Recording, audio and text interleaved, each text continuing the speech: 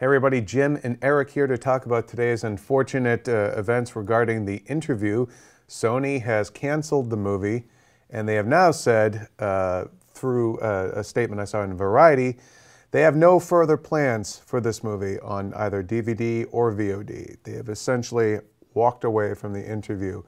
So we're going to talk about what can be done with this movie, how can people get to see it, because clearly the very vocal reaction online has been, we want to see this film. Yeah, and this is all happening so fast, you know. Yeah. They're making this decision a week out from release to pull this huge movie right before the holidays. Everyone's supposed to be going on vacation. Yeah.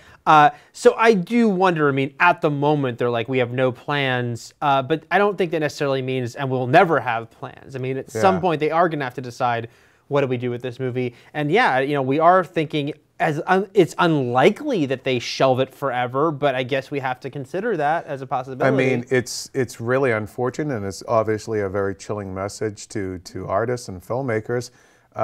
However, they also spent $40-odd million on this, and they're not exactly having the best of time lately at the Cineplex. So we're thinking there are a couple of options they could do now. Even though Sony said they were not going to release it on DVD or VOD, more than likely you could sell it to some other company that would release it either direct to video or in VOD. The problem with the VOD thing, and we're not tech guys, but wouldn't that company then be assuming a hell of a lot of risk? Like, wouldn't the hackers just basically then target that company? Yeah, I mean, it's like, again, Sony could do this themselves. We were just saying quietly, like just this very, no promotion. It just suddenly it pops up, whether that be on VOD or DVD. But yeah, with VOD, this goes back to the whole hacking thing, and as ludicrous as it might sound, or certainly sounded a month ago, to say, hey, people who download this movie and give their credit card info, maybe you're making yourself susceptible to hacking because of that movie. Right now, everything is so strange, and new things are happening in not a good way right now. So I guess you have to at least talk about that idea. Yeah, I mean, I feel like it's to me, it's one of the less likely options precisely because of that, because whoever decides to do this really has to make sure that the consumer understands and signs off on indemnifying them from any sort of repercussion if they get hacked and your identity gets stolen as a result of that. Yeah.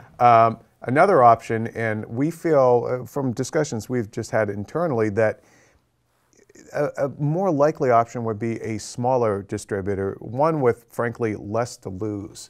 Somebody like an A24, an Open Road, a Roadside Attractions, picks up this movie.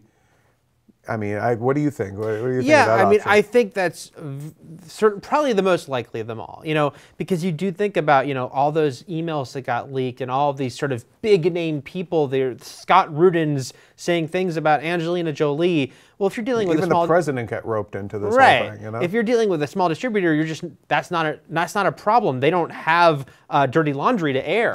They're not dealing. Their emails with are, we would love to meet Angelina Jolie. Right. How do we do that? Yeah, they're just not even dealing with this, and so that because there's just less risk involved, they're not as big a target because it's not about taking down Sony, this thousands giant of employees company. And with offices around the world and billions of dollars at stake. It's not about saying, hey, we're gonna show it all. We're gonna give out all your information. It's just not as much. It's not as interesting. We will destroy roadside attractions. It's just not. It wouldn't be as I hate to say it, but it wouldn't be as clickable. It wouldn't be. They wouldn't get pickup on it because it's just not. It's not the type of thing everyone's writing about. Right. Another possible option is, Kevin Smith kind of does almost this like roadshow thing where he just goes around this movie and just kind of shows it off to either college audiences or, I guess, sort of like almost like also like an on-demand thing, like Tug, one of those things. I mean, not on-demand, like Demand It. I mean, I guess there is that sort of roadshow option, but the thing is, if you start announcing that, and if there was any, it turns out, any credibility to any sort of threat to people showing it, and you're telling, hey, make sure you show up this Friday.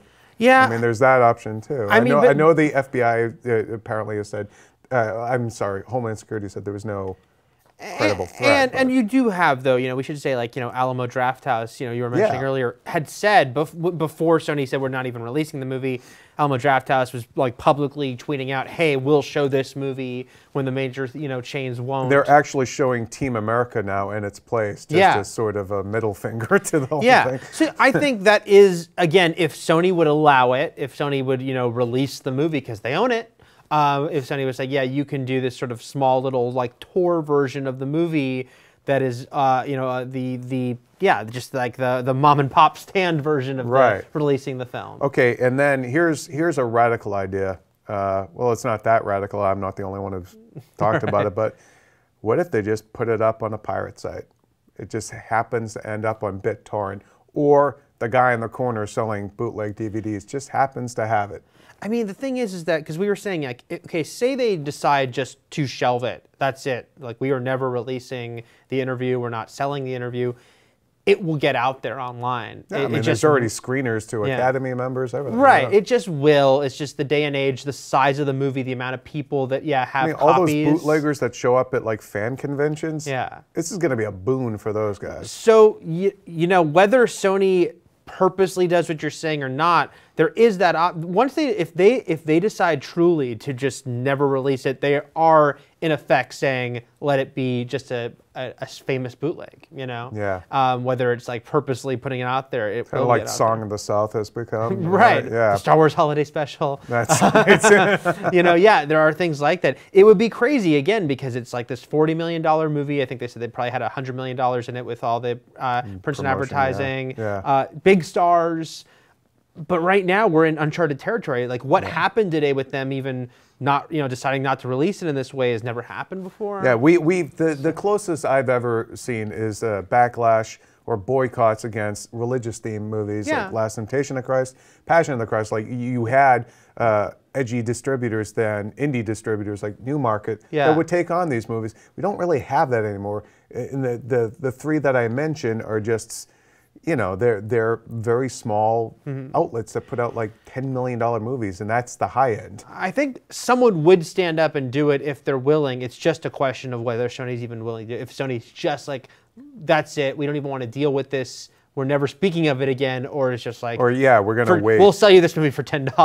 Yeah, exactly. And can we mention, by the way, that I'm sitting next to one of the only people who've seen the interview. Yeah, I've actually seen the damn movie, and I liked it. It's good, but and I've been joking about this. You can sit around a campfire and tell the story. Like, I feel like I saw the Titanic before it sank or something.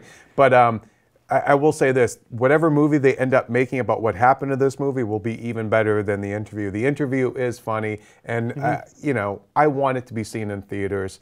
But at the end of the day, it's a corporate product owned by a billion-dollar conglomerate that has a lot to lose, and they made a business decision, not one based on artistic freedom of expression. Yeah. So, but wait till you see the HBO miniseries about that. Oh my God, it's going to be great. Yeah. All right, guys. Well, let us know what you think and what sort of options you think are available for the interview.